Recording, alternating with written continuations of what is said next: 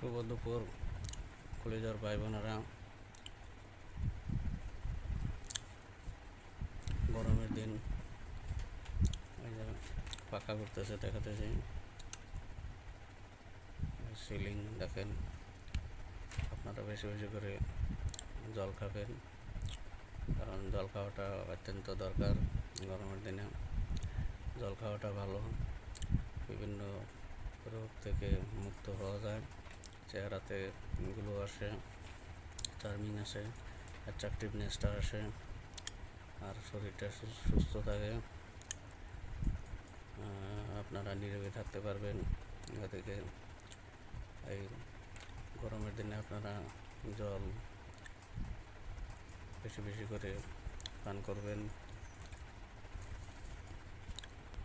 সবাইকে ধন্যবাদ রইল। You should drink more and more water to remain disease free, active, free, energetic.